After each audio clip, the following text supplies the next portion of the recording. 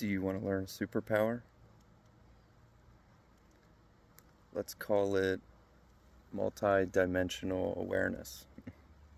Some of you might be familiar with that. But it's going to come at a cost. It's going to come with time, practice, and you're going to have to train something that you haven't used in a long time. Your imagination. In our lives, we all have a deep sense of individuality. Everything is so real when you touch it, and you see it, and you hear it, and it directly impacts you. But what we don't see is how we impact the world around us, the people around us, and the ripples that it makes.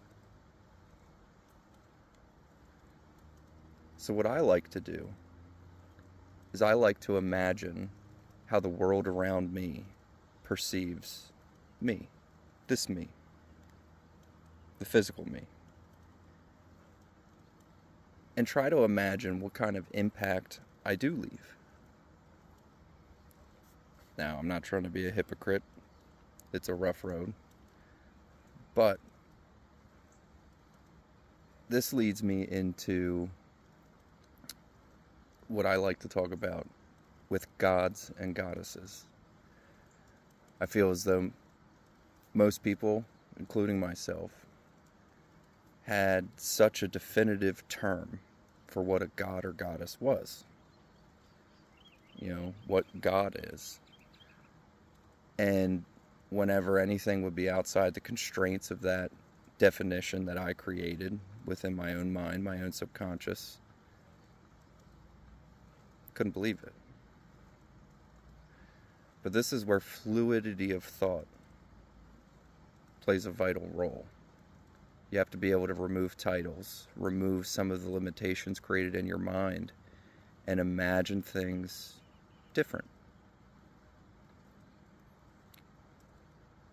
So at times, I find myself in a position where, to something or someone else, I am God. It may be a critter, an insect, that I've come across or has come across me. And in our difference, I have so much more knowledge, so much more power, so much more control over the outcome of our interaction.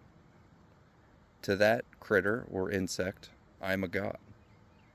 And that's kind of how we view God as well, is a force outside of ourselves that has control over outcomes in our lives that directly impact us. But it's really important to view in both directions, up and down and outward. You might be amazed at what you find you actually look like to eyes that aren't yours. Give it a try.